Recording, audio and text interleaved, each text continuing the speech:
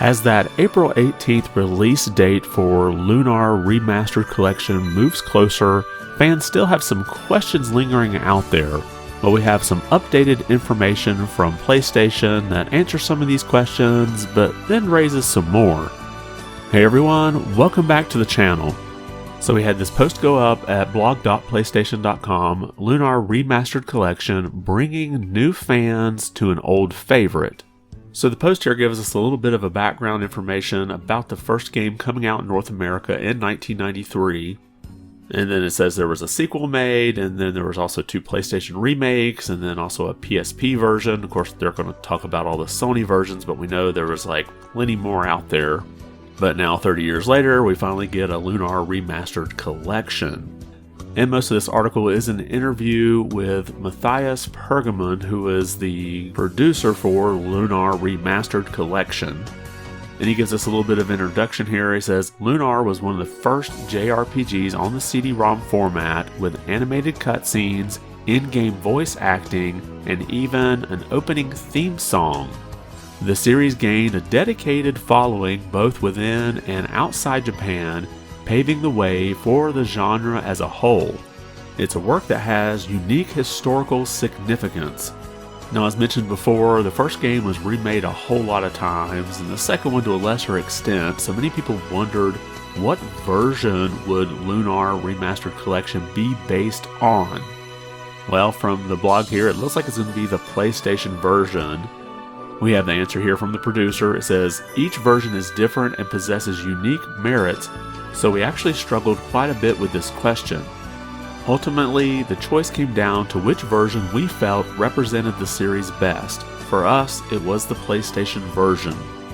Now, I know there's videos out there that cover all the differences between all the different versions, so I'm not going to get into all that here. You can look that up yourself, but if you were wondering, this will be based off of the PlayStation releases. Now, even though they say this is based off of the PlayStation version, many people still wonder, will there be any changes made from the original version? Well, the game's producer does address that. He says, the overall story and gameplay will remain the same as the original release. We feel that the original still holds up today and wanted to preserve the gameplay as it was envisioned by the original developer, Game Arts.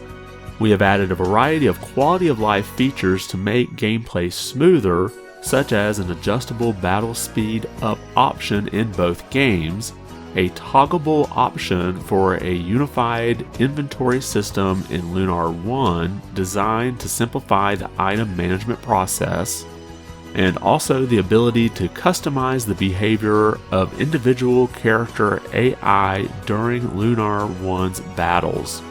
So it sounds like there will be an option to speed up combat, which I do like that. It does kind of help the game go a little faster, but it doesn't look like there's any option to change the walk around speed. I'm not sure. It may be fast enough already, but I kind of would have liked to maybe have seen that option. And it also looks like there won't be any kind of EXP boost, but if you're able to speed the battles up a little bit, I don't think that's as big of a deal. Now, when it comes to the graphics of the game, he does address the differences between the remastered mode and the classic mode. He says, the most visible changes are the graphical updates, which include remastered graphics, in-game effects, UI, animated cutscenes, bromides or in-game collectible card items, and more. Perhaps the biggest feature is the new aspect ratio, as we've expanded the size of the screen to accommodate that of modern TVs. All of the above features are in the remastered mode. The other is classic mode, which allows users to play the games with the graphics of the original PlayStation version. Now you can see those here. First we've got the remastered mode. You can see the wider screen here. And now if we take a look at the classic mode, you can see you kind of got a background wallpaper, but just that 3:4 aspect ratio in the center there.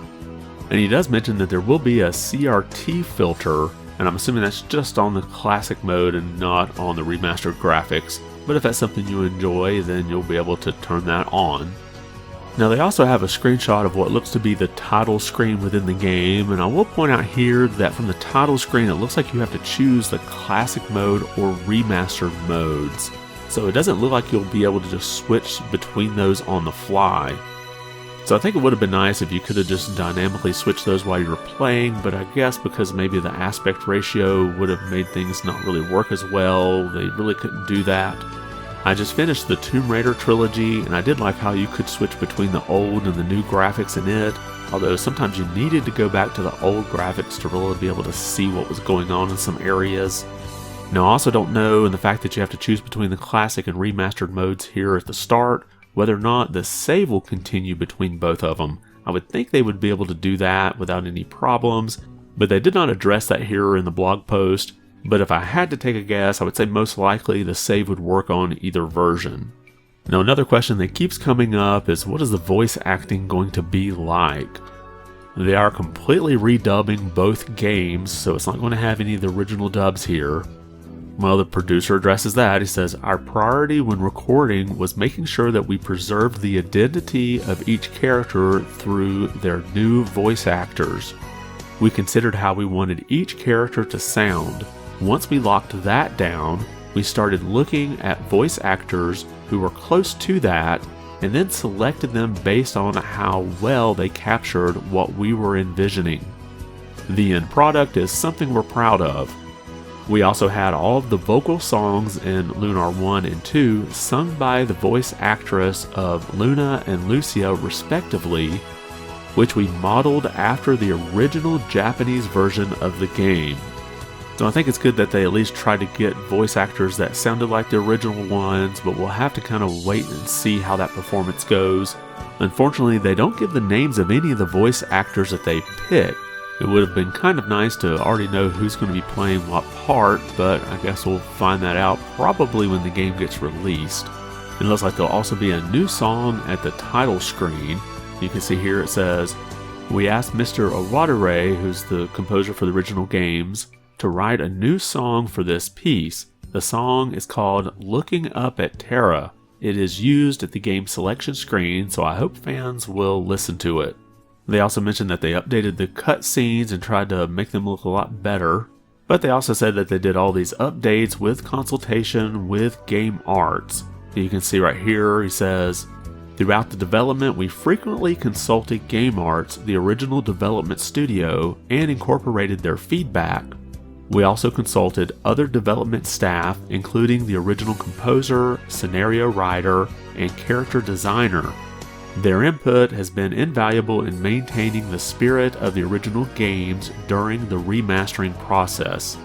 So I think it's good here that they say they reached out to Game Arts and tried to incorporate some of their feedback, although we don't know what feedback was given and what they actually incorporated, so this could just be some PR speak for people who have some hesitation with this remastered collection.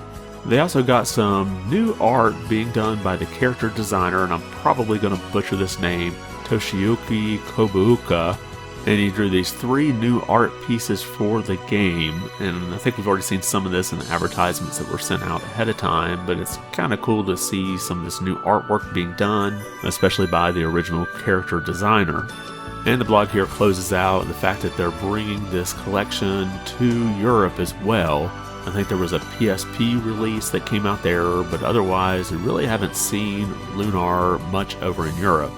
So it'll be nice for those fans to get this full collection here to keep and enjoy. So let me know your thoughts in the comments below. I can't wait until April 18th to finally get to play through this series. It's something I never got to play through before, and I've considered doing it over the years, but now I'll just wait for this collection to come out. And unfortunately, it was mentioned about a month ago that the games would not be available for pre-order, so we'll basically have to wait until the day it comes out to order it if you're picking it up physically like I plan to do. Drop your comments below and let me know your thoughts. And if you liked the video, be sure to give it a thumbs up, and if you haven't subscribed yet, consider doing so. It really does help the channel out quite a bit. I want to thank you for watching, and be good.